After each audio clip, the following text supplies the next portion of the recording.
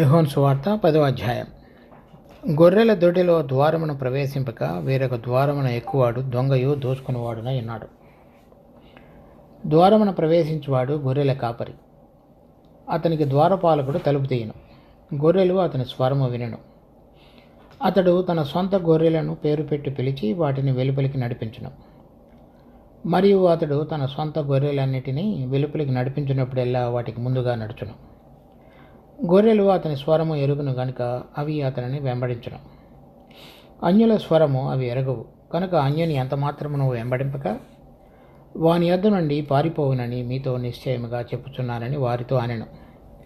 ఈ సాదృశ్యము యేసు వారితో చెప్పిన గాని ఆయన తమతో చెప్పిన సంగతులేటివో వారు గ్రహించుకొనలేదు. ఈరోజు మనం ఈ 10వ అధ్యాయం 1వ వచనం నుంచి 6వ వచనం వరకు చూద్దాం. ఈ 10వ అధ్యాయం యొక్క నేపథ్యం 8వ అధ్యాయంలో ప్రభు నేను లోకమునకు వెలుగునని చెప్పి 9వ అధ్యాయంలో ఏ విధంగా ఒక పుట్టుగుడ్డు వాని యొక్క కన్నులు తెరిచాడో ఈ వెలుగులోనికి నడిపించబడినటువంటి ఉదంతాన్ని 9వ అధ్యాయంలో మనం చూస్తాం. వెలుగుగా ఈ లోకమునకు వచ్చిన ప్రభు ఆత్మ సంబంధంగా గుడ్డివారిగా ఉన్నటువంటి వ్యక్తులను తాకి విశ్వసించిన హృదయాలలో ఆ ప్రకాశాన్ని కుమ్మరించి దేవుడిని ఎరగగలిగేటట్లుగా చేయబడినటువంటి వ్యక్తిని గురించి ఇప్పుడు 10వ అధ్యాయంలో మాట్లాడుతున్నాడు. 9వ అధ్యాయం 34వ వచనంలో అందుకు వారు నీవు కేవలము పాపివై పుట్టినవాడవు, నీవు మాకు బోధింపవచ్చితివా అని వానితో చెప్పి వెనువేసిరి. పరిసయ్యులు వారిని వెలివేసిరని యేసు విని వారిని కనుగొని నీవు దేవుని కుమారుని యందు విశ్వాసం ఉంచుతున్నావా అని అడిగాను. అందుకు వాడు నేను ఆయన యందు విశ్వాసం ఉంచుటకు ఆయన ఎవడని అడుగగా తరువాత యేసు నీవు ఆయనను చూచుచున్నావు, నీతో మాట్లాడుచున్నవాడు ఆయనే అనెను. ఈ మతపరమైనటువంటి సమాజంలో నుంచి వెలివేయబడినటువంటి చూపు పొందిన గుడ్డివాడు వెలివేయబడటం అనేటువంటిది, తర్వాత వెలివేయబడిన వ్యక్తిని విషయంలో యేసు ప్రభు అతని గురించి విని అతనిని కనుగొని, అంటే ప్రభువు స్వయంగా అతనిని కనుగొనటం అనేటువంటిది. తరువాత మరింత ప్రత్యక్షతనికి అనుగ్రహించి అతడు అంతకు మునుపు ఏ విషయంలో ప్రభువు చెప్పిన విధంగా నడుచుకున్నాడో దానిని మరింతగా బలపరుస్తూ ఇవ్వబడినటువంటి ప్రత్యక్షతలోనికి రాబడినటువంటి వ్యక్తిగా మనం అతన్ని చూస్తున్నాం. ఇక్కడ చెప్పబడినటువంటి నీవు దేవుని కుమారుని యందు విశ్వాసం ఉంచుచున్నావా, నేను ఆయన యందు విశ్వాసం ఉంచుటకు ఎవడు అని అడుగగా యేసు నీవు ఆయనను చూచుచున్నావు, నీతో మాట్లాడుచున్నవాడు ఆయనే అనెను. అంతటా ప్రభు వాడు నేను విశ్వసించుచున్నానని చెప్పి ఆయనకు మ్రొక్కెను. ఇక్కడ వెలివేయబడినటువంటి వ్యక్తి అంటే మతపరమైనటువంటి సమాజంలో నుంచి వెలివేయబడినటువంటి వ్యక్తి చూపు పొందినవాడు, ప్రభువును చూచుతున్నవాడు లేక ప్రభువుతో మాట్లాడుతున్నవాడు అనగా అంటే ఆయన యొక్క స్వరాన్ని వినినటువంటి వాడు, ఆయనను చూచినటువంటి వాడు. అలాంటి వ్యక్తిని ప్రభు కనుగొనిన తర్వాత జరిగినటువంటి దాని సందర్భంగా వ్రాయబడినటువంటి 10వ అధ్యాయం. ఇక్కడ మనం 4వ వచనంలో చూసినప్పుడు మరియు అతడు తన సొంత గొర్రెలన్నిటినీ వెలుపలికి నడిపించినప్పుడెల్లా. సో ఇక్కడ ఈ మతపరమైనటువంటి ఆధారంగా జీవిస్తున్నటువంటి యూదుల సమాజంలో నుంచి వెలివేయబడినటువంటి వ్యక్తులను ప్రభువు విశేషమైనటువంటి ప్రత్యక్షత, వారు విశ్వసించుట అనేటువంటి దాని యొక్క సరైన పునాదిలోనికి నడిపించి వారిని అంతకు మునుపు ఉన్నటువంటి ఏదైతే మత సంబంధంగానో లేక అలవాటు ప్రకారంగా మనుషుల యొక్క పద్ధతుల ప్రకారంగా నడిచేటువంటి అలవాటు దానిలో నుంచి వెలుపలికి తీసుకొచ్చినటువంటి దానిని సందర్భంగా ఈ 10వ అధ్యాయం వ్రాయబడింది. దీనిలో వెలివేయబడినటువంటి వ్యక్తిని ప్రభు కనుగొనటం, అతడికి మరలా ప్రత్యక్షత అనుగ్రహించబడటం మాత్రమే కాకుండా అటువంటి వారిని వెలుపలికి తీసుకుని వచ్చి వారికి ముందు ఉండి ఆయన వారిని జీవితకాలం అంతటిలో కూడా నడిపించేటువంటి కాపరిగా ఈ అధ్యాయంలో మనకు ప్రభువును గురించినటువంటి పరిచయం ఇవ్వబడుతుంది. కనుక ఎవరైతే ఈ దేవుని కుమారుడిని ఏ విధంగా విశ్వసించాలో ఆ విధంగా విశ్వసించిన వారందరూ బయటికి తీసుకుని రాబడి ఆయనను వెంబడించేటువంటి అనుభవంలోనికి నడిపించబడుట అనేటువంటిది. తరువాత వారి పక్షంగా ప్రభు ఏమి చేస్తాడు అనేటువంటి విషయాలను గురించి ఇక్కడ మాట్లాడుతున్నాడు ఈ 10వ అధ్యాయంలో. తర్వాత మనం చూసినట్లయితే ఇక్కడ 1వ వచనం నుంచి, గొర్రెల దొడ్డిలో ద్వారమును ప్రవేశింపక వేరొక మార్గమున ఎక్కువాడు దొంగయు దోచుకునివాడై ఉన్నాడు. అక్కడ ఈ పాలస్తీనా ప్రాంతంలో ఈ గొర్రెల దొడ్డులు అనేటువంటివి ఉంటాయి. ఆ గొర్రెల దొడ్డిలో అనేక మంది కాపురులు వారి వారి యొక్క గొర్రెలను అన్నిటినీ కూడా తీసుకుని వచ్చి ఒకే దొడ్డిలో సాయంకాలానికి తీసుకుని వచ్చి అక్కడ విడిచిపెట్టి వెళ్ళిపోతారు. గొర్రెల దొడ్డి అంటే చుట్టూ అటువంటి ఒక చిన్న ముళ్ళ కంపతో కానీ లేక చెక్కలతో కానీ ప్రహరీ గోడలాగా కట్టబడి అవి గొర్రెలు బయటికి వెళ్లకుండా ఉండేటువంటి విధంగా అరేంజ్ చేయబడి ఉంటాయి. దానికి ఒక చిన్న తలుపు, ఆ తలుపు దగ్గర ఒక కాపరి ఉంటాడు. గొర్రెల దొడ్డిలో అది ప్రతి చిన్న గొర్రె కాపరికి ఒక దొడ్డి ఉండదు. అందరూ కలిసి వారి వారి గొర్రెలను అదే దొడ్డిలో రాత్రి సమయానికి తీసుకొచ్చి అక్కడ ఆ దొడ్డిలో విడిచిపెట్టి అక్కడ ఉన్నటువంటి కాపరికి అప్పచెప్పి వాళ్ళు వెళ్ళిపోతారు. ఇక్కడ ఈ గొర్రెల దొడ్డిలో ద్వారమును ప్రవేశింపక వేరొక మార్గమున ఎక్కువాడు.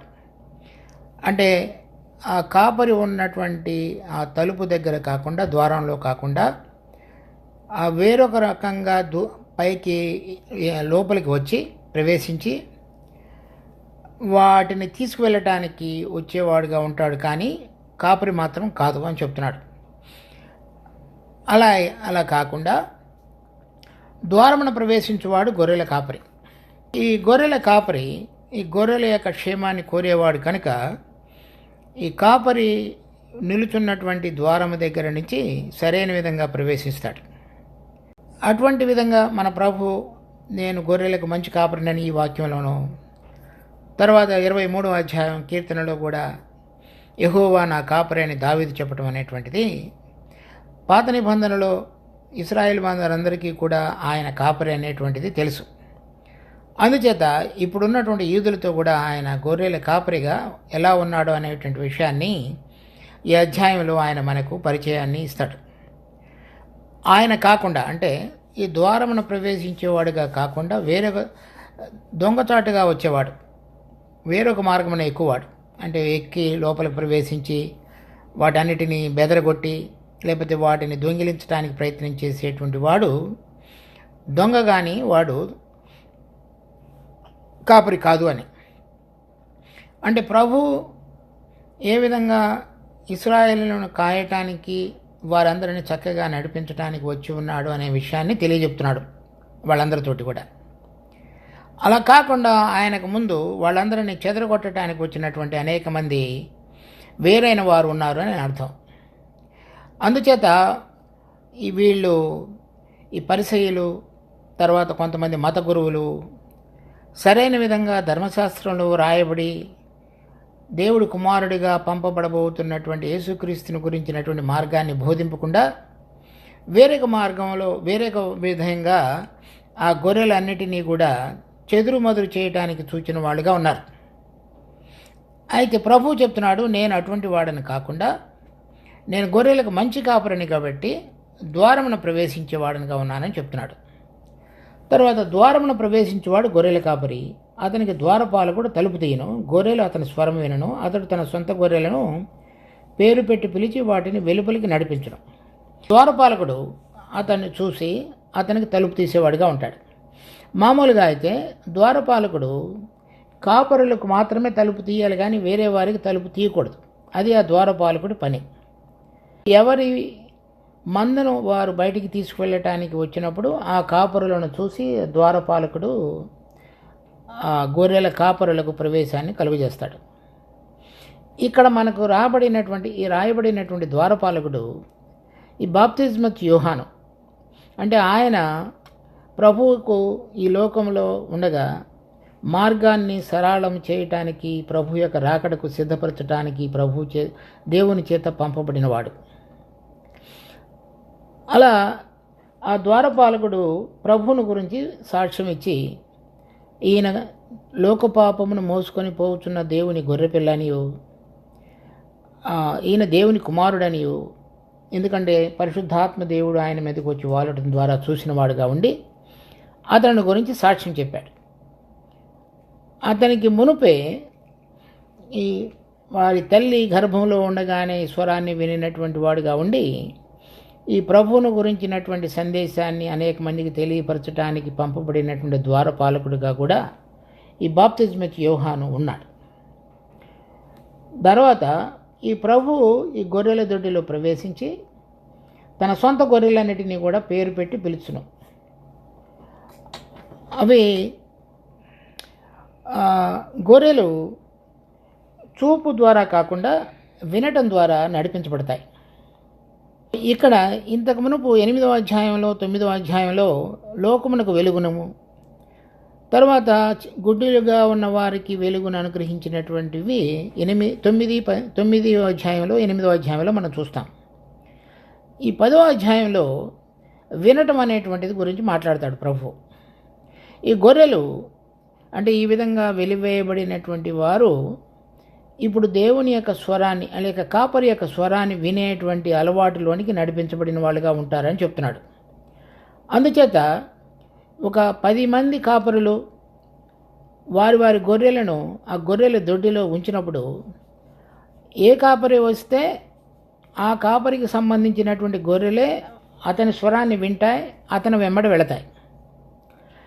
అవి వేరే కాపరి వచ్చినప్పుడు మిగిలినటువంటి కాపరుల ఆధీనంలో ఉన్నటువంటి గొర్రెలు వెళ్ళవు. ఇక్కడ చెప్తున్నాడు గొర్రెలను పేరు పెట్టి పిలిచి వాటిని వెలుపలికి నడిపించడం. తర్వాత గొర్రెలు ఈ కాపరి యొక్క స్వరాన్ని గుర్తుపట్టడం, తర్వాత వెలుపలికి నడిపించబడటం అనేటువంటి 2 విషయాలు ఇక్కడ 3వ వచనంలో చూస్తాం. ఈ వెలుపలికి నడిపించడం అనేటువంటిది ఇది తెలుగులో అంత తేటగా తర్జుమా చేయబడలేదు, కానీ సరైన అర్థం ఏంటంటే కొంచెం బలవంతంగా మెడ మీద చెయ్యి వేసి వాటిని బయటికి తోస్తాడు, అంటే బయటికి నెడతాడు అని అర్థం.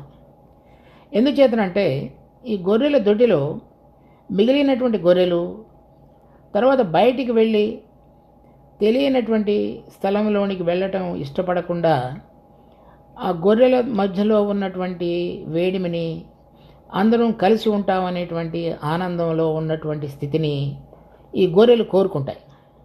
అందుచేత అవి బయటికి వెళ్ళడానికి అంత ఇష్టపడవు. గొర్రెలను అందుచేత కాపరి పేరు పెట్టి పిలుచుట మాత్రమే కాకుండా వాటిని ఒకంత కొంచెం బలవంతంగానే వాటిని బయటికి నడిపించేటువంటి పని కాపరి చేస్తాడు. ఎందుకంటే అతని స్వరాన్ని వింటాయి, కానీ వెంటనే బయటికి రావడానికి ఇష్టపడనటువంటి తత్వంలో ఉండటం చేత ఆ కాపరి వాటిని కొంచెం బలవంతంగానే బయటికి నెట్టవలసి వస్తుంది. అలా నడిపించినప్పుడల్లా బయటికి నడిపించి వెలుపలికి నడిపించినప్పుడల్లా వాటికి ముందుగా నడుచును. తర్వాత అతడు ఒకసారి ఆ గొర్రెల దొడ్డిలో నుంచి బయటికి వచ్చిన తర్వాత మరలా అవి వెనకకి వెళ్ళే ప్రయత్నం చేయవు, కానీ అవి అతడు వాటితోటి మాట్లాడుతూ లేక ఆయన స్వరాన్ని వినిపించుతూ ముందుకు అతడు సాగుతున్న కొలది ఇవి వాటి ఆయన మార్గంలో నడిచేటువంటి అలవాటులోనికి నడిపించబడతాయి ఈ గొర్రెలు కూడా. ఈ గొర్రెలకు కొన్ని ప్రాంతాల్లో అయితే ఇండియాలో కూడా అది ముందు గొర్రెలు నడుస్తుంటాయి, వెనక కాపరి చూస్తూ ఉంటాడు వాళ్ళందరినీ కాపాడుతున్నట్టుగా. కానీ ఇక్కడ చెప్పబడినటువంటిది కాపరి ముందు నడిచేవాడుగా ఉన్నాడు, గొర్రెలు వెనక నడిచేవిగా ఉన్నాయి. అంటే గొర్రెలు అవి తెలియనటువంటి ప్రాంతంలో లేక మార్గంలో నడుచుట అనేటువంటిది కాకుండా ఈ కాపరి ముందుగా నడిచి వారు ఏ అపాయంలో పడకుండా తర్వాత ప్రమాదంలో జొరబడకుండా ఉండేటువంటి దారిలోనికి ఆ గొర్రెల కాపరి అనుభవం కలిగిన వాడిగా ఉండి గొర్రెలన్నిటినీ నడిపించుతాడు అని అర్థం. ముందుగా ఆయన నడిచినటువంటి మార్గంలో ఆయనను వెంబడించేటువంటి గొర్రెలన్నీ కూడా నడుస్తాయి. కాబట్టి ఆయనకు ఏ విధమైనటువంటి విధంగా మరి మరణాన్ని తరువాత పునరుద్ధానాన్ని ఎరిగినటువంటి అనుభవంతో ఉన్నాడో అదే అనుభవంలోనికి ఆయనను వెంబడించేటువంటి గొర్రెలన్నిటినీ కూడా నడిపించేటువంటి కాపరిగా ఆయన ఉన్నాడు.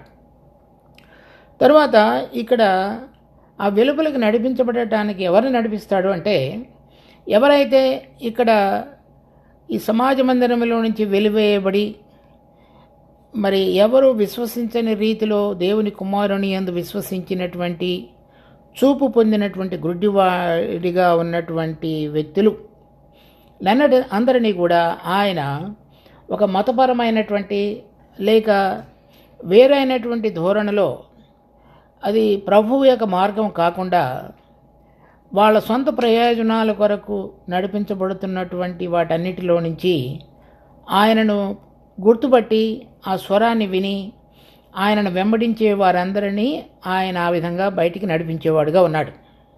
ఇక్కడ మనం చూడవలసింది ఏంటంటే రెండు విషయాలు. ఒకటి, నీవు దేవుని కుమారుని యందు విశ్వాసం ఉంచుచున్నావా అని అడిగినాం. చూడండి, మత్తయి సువార్త 16వ అధ్యాయం 15-16.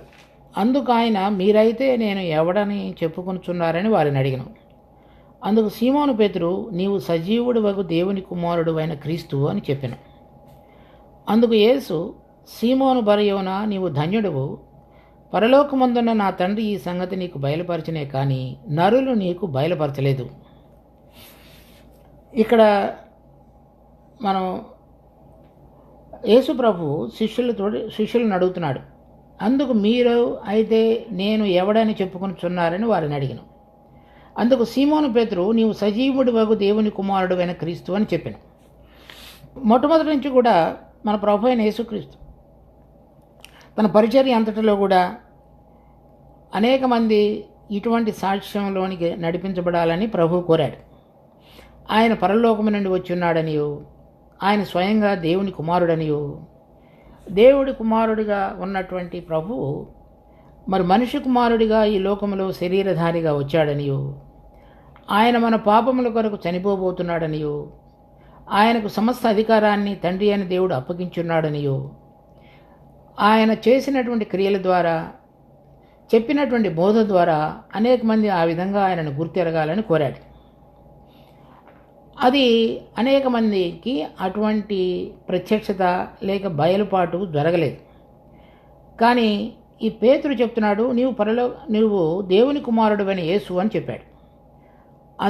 దాని విషయంలో ప్రభు ఏం చెప్తున్నాడంటే, పరలోకమందున నా తండ్రి ఈ సంగతి నీకు బయలుపరచనే కానీ నరులు నీకు బయలుపరచలేదు. తర్వాత గలతీ పత్రిక 1వ అధ్యాయం 11-12. సహోదరులారా, నేను ప్రకటించిన సువార్త మనుషుని యోచన ప్రకారమైనది కాదని మీకు తెలియజెప్పుచున్నాను. మనుషుని వలన దానిని నేను పొందలేదు, నాకెవడనో దాన్ని బోధింపనూ లేదు, కానీ యేసుక్రీస్తు బయలుపరచుట వలననే అది నాకు లభించినది. తర్వాత అది మనం అపోస్తుల కార్యం 9వ అధ్యాయంలో కూడా అతడు ఏ విధంగా గుడ్డివాడుగా ఉన్న అతను 3 రోజులు గుడ్డివాడిగా చేయబడి తర్వాత చూపు పొందినవాడుగా చేయబడతాడు అనే విషయాన్ని మనం గ్రహిస్తాం. ఇక్కడ ఈ విశ్వాసం ఉంచుట అనేటువంటి దాని ద్వారా ఈ కార్యం అంతటి కూడా ప్రారంభమవుతుంది. అలా విశ్వాసం ఉంచడం ద్వారా, దేవుడి కుమారుని యందు విశ్వాసం ఉంచడం ద్వారా ప్రారంభమైనటువంటి వారిని ఆధారంగా వారిని తీసుకొని ఇక్కడ మనం చదివినటువంటి మత్తయి సువార్త 16వ అధ్యాయం 18వ వచనంలో, మరియు నీవు పేతురువు, ఈ బండ మీద నా సంఘమును కట్టుదును, పాతాళలోక ద్వారములు దాని ఎదుట నిలువనేరవని నేను నీతో చెప్తున్నాను. కనుక ఆయన కట్టుతున్నటువంటి సంఘానికి పునాది ఏమిటంటే, ఎవరెవరి జీవితాలలో పరలోకముందున్నటువంటి తండ్రి లేక మన ప్రభు అయిన యేసుక్రీస్తు ప్రత్యక్షతను అనుగ్రహించి కుమారుని గురించినటువంటి ప్రత్యక్షత. ఆ ప్రత్యక్షత ఏంటి? ఆయన మనిషి కుమారుడిగా వచ్చినటువంటి దేవుని కుమారుడు, సమస్తమైన అధికారం కలిగినవాడు, సమస్తాన్ని ఓడించి తిరిగి లేచినటువంటి ప్రభు, ఆయన మరలా తిరిగి రాబోతున్నవాడు అనే విషయాన్ని వాళ్ళు మరి ఆత్మలో తండ్రి యొక్క ప్రత్యక్షత వలన అనుభవంలోనికి తీసుకొని రాబడినటువంటి వ్యక్తులు. అటువంటి వ్యక్తులు ఎవరైతే ఇటువంటి పునాది ఉన్నదో, అంటే యేసు ప్రభువును గురించిన పునాది, ఆయన కేవలం నా పాపముల కొరకై చనిపోయి ఉన్నాడు అనేటువంటిది మాత్రమే కాకుండా, అది కూడా ముఖ్యమే, ఆయన దేవుని కుమారుడు, అంటే సమస్తమైనటువంటి అధికారమును కలిగినవాడు, అన్నిటినీ ఓడించినవాడు, ఒక నూతన శకాన్ని ప్రారంభించబోతున్నవాడు, ఆయన యందు విశ్వాసం ఉంచడం అనేటువంటిది నిజమైన విధంగా మన జీవితాలలో ముక్తి విమోచన కలిగి ఒక నూతనమైనటువంటి పంథాలో మన జీవితాన్ని నడిపించేటువంటి నాయకుడు అనేటువంటి విధంగా విశ్వసించిన వారని అర్థం. అటువంటి వారి ద్వారా ఆయన తన సంఘాన్ని కట్టేవాడుగా ఉన్నాడు. అలా కాకుండా మనం ఏ విధంగా సరైన విధంగా ఇంకొక రకంగా కనుక ప్రభువుని ఎరిగి ఉంటే, లేక ఆయన యొక్క బలాన్ని శక్తిని ఆయన మన కొరకు చేసినటువంటి అద్భుతమైన కార్యమందు విశ్వసించక మనము ఆయన కేవలము దేవుని కుమారుడని ఒకవేళ మనం ఎరిగినప్పటికీ కూడా ఎటువంటి పునాది మీద ఆయన మనల్ని కట్టాలని చూస్తున్నాడో, వేరుపరచాలని చూస్తున్నాడో, ఒక నూతనమైన దానికి మన జీవితంలో పునాది వేయాలని కోరుతున్నాడో అటువంటిది కనుక మనలో లేకపోయినట్లయితే, ఇక్కడ మనం 9వ అధ్యాయంలో చూచినట్లుగా పరిసయ్యులు వానిని వెలివేసిరని విని యేసు విని వానిని కనుగొని, అలా చేయడు ప్రభు. తర్వాత ఎవరినైతే ఆయన కనుగొంటాడో ఆ ప్రత్యక్షతలోనికి నడిపించబడతారో, తండ్రి చేత కానీ కుమారుని చేత కానీ, వారందరినీ కూడా ఆయన వారున్నటువంటి ప్రస్తుత మరి ఒక దొడ్డిలో ఉండి చక్కటి ఈ మతపరమైనటువంటిది లేక వాళ్ళ యొక్క హృదయాలలో ఎంతో సుఖకరమైనటువంటి శరీర సంబంధమైనటువంటి జీవితాన్ని కలిగి జీవించుతూ తెలియనటువంటి అనిశ్చితలోనికి ప్రవేశించి ప్రభువు వెంబడ వెళ్ళటానికి ఇష్టపడకుండా ఉండేటువంటి వాళ్ళుగా ఉంటారు. ఆ స్థితిలో నుంచి ప్రభువు మనలను ఆయన స్వరాన్ని వినటం అనేటువంటిది నేర్పుతూ ఆయనను వెంబడించడం అనేటువంటిది నేర్పుతాడు. ఎవరు యేసు ప్రభువుని గురించి ఆయన కుమారుడని విశ్వసించిన వాళ్ళు అంటే, ఎవరైతే ఆత్మ సంబంధంగా ఆయనను చూడగలుగుతున్నారో, ఆత్మ సంబంధంగా వారి చెవులు తెరవబడి ఆయనను విశ్వసించగలుగుతున్నారో, వాళ్ళ జీవితాల ద్వారా ఆయన తన సంఘాన్ని కట్టేవాడుగా ఉన్నాడు. ఇప్పుడు ఎవరైతే మతపరమైనటువంటి లేక ఆచార వ్యవహారమైనటువంటి క్రైస్తవత్వంలో జీవించే వాళ్ళుగా ఉన్నారో, ఇప్పుడు ఆ రోజులలో యూదుల యొక్క మతానుసారంగా జీవించే వాళ్ళుగా ఉన్నారో వాళ్ళు, ఇటువంటి వాళ్లకు మన ప్రభువును గురించినటువంటి ప్రత్యక్షతలో అంటే ఆత్మ సంబంధమైన కన్నులు కలిగి ఆయనను చూడటం, ఆత్మ సంబంధమైన చెవులు కలిగి ఆయన యొక్క స్వరాన్ని వినటం. అందుచేత ప్రభు చూడండి, మత్తయి సువార్త 13వ అధ్యాయం 12వ వచనం నుంచి, కలిగిన వానికే ఇవ్వబడును, వానికి సమృద్ధి కలుగును, లేని వానికి కలిగినదియు వాని యొద్ద నుండి తీసివేయబడును.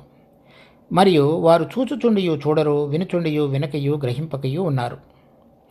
ఇందు నిమిత్తము నేను ఉపమాన రీతిగా వారికి బోధించుతున్నానను.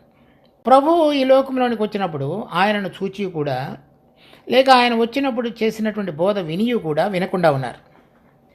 అందుచేత వాళ్ళు ఇక చూడరు అనేటువంటి నిర్ధారణలోనికి ప్రభు వచ్చిన తరువాతనే ఈ 4వ అధ్యాయంలో మొదలుపెట్టినటువంటి పరిచర్య 12వ అధ్యాయం వరకు ప్రభు ఆ విధంగా కొనసాగించాడు. దాని తర్వాత మాత్రమే ప్రభు ఇక వారు వినరు అనేటువంటిది సమయం అయిన తరువాత 13వ అధ్యాయం నుంచి ఉపమాన రీతిగా వారికి బోధించడం మొదలుపెట్టాడు. అదే 10వ వచనంలో అడుగుతున్నారు శిష్యులు, నీవు ఉపమాన రీతిగా ఎందుకు వారితో మాట్లాడుతున్నావని అడగగా ఆయన వారితో ఇట్లనెను, పరలోక రాజ్యం మర్మములు ఎరుగుట మీకు అనుగ్రహింపబడి ఉన్నది, కానీ వారికి అనుగ్రహింపబడలేదు. అంటే ఎవరైతే నిజమైన విధంగా ఈ యోహాను సువార్త 9వ అధ్యాయంలో మనం ఆ గుడ్డివాడు చూచినట్లుగా లేక వినినట్లుగా ప్రభువును గురించినటువంటి ప్రత్యక్షత ఆత్మ సంబంధమైనటువంటి అనుభవంలోనికి రాగలిగాడో అటువంటి వారి విషయంలో 10వ అధ్యాయంలో మాట్లాడుతున్నాడు. అటువంటి వాళ్ళందరినీ కూడా ఈ మతపరమైనటువంటిది, ఆచారపరమైనటువంటిది, నామకార్థమైనటువంటి మత సంబంధమైన జీవితంలో నుంచి పరలోక సంబంధమైనటువంటిది, పరిశుద్ధమైనటువంటిది, తర్వాత ఉన్నతమైనటువంటి జీవితం యొక్క అనుభవంలోనికి రాగలిగేటువంటి దానిలోనికి ఆయన ఎవరైతే కన్నులు తెరవబడి చెవులు తెరవబడి ఉన్నాయో వాళ్ళందరినీ కూడా బయటికి నడిపించేవాడుగా ఉన్నాడు. ఈ 9వ అధ్యాయంలో అతడు ప్రభు యొక్క స్వరాన్ని వినివిన్నవాడుగా ఉన్నాడు కనుకనే ప్రభువు వెళ్ళి కన్నులు కడుక్కొనమని చెప్పగానే వెళ్ళి కడుక్కున్నాడు. ఇక్కడ ఇప్పుడు 36వ వచనంలో అతను చక్కగా చూశాడు. వినటం అనేటువంటిది, చూడటం అనేటువంటిది రెండూ కూడా ఆత్మ సంబంధంగా అతని యొక్క జీవితంలో జరిగాయి. అటువంటి వాళ్ళని ప్రభువు కనుక్కొని వాళ్ళకు ప్రత్యేకమైన విధంగా వారిని చక్కగా వారి జీవితంలో నడిపించేవాడుగా ఉన్నాడు. అలా ఈ మత సంబంధమైన ప్రతిదానిలో నుంచి వారందరినీ కూడా వెలుపలికి నడిపించి కేవలము ఆయన స్వరాన్ని వినటం ద్వారా వాళ్ళను వాళ్ళ మిగిలిన జీవితం అంతటిలో కూడా నడిపించేవాడుగా ఉంటాడు. ఆయన పరలోక రాజ్యాన్ని ప్రకటించడానికి వచ్చినవాడుగా, పరలోకానికి సంబంధించిన వాడుగా, పరిశుద్ధమైన జీవితాన్ని గురించి మనకి బోధించేవాడుగా ఉంటాడు. గొర్రెలు ఆయన స్వరాన్ని విని ఇంకా వేరే స్వరాన్ని వినటం ఆపివేసి ఆయన వెంబట నడుస్తూ, ఆయన ముందుగా మనకు తెరిచినటువంటి మార్గము పరలోక సంబంధమైనది, ఈ లోక సంబంధమైన దాని నుంచి వెలుపడికి, శరీర సంబంధమైన దాని నుంచి బయటకు, పరలోక సంబంధమైన దాని యొక్క అనుభవంలోనికి, తండ్రి అయిన దేవుని యొద్దకు మనల్ని నడిపించేటువంటి మార్గంలో చక్కగా నడిపించేటువంటి కాపరిగా ఉన్నాడు. దాని యొక్క అనుభవంలోనికి ఈ మొదటి 6 వచనాలలో ఈ పునాది వేస్తూ దానిని గురించినటువంటి బోధ ఇక ముందుకు తీసుకువెళతాడు.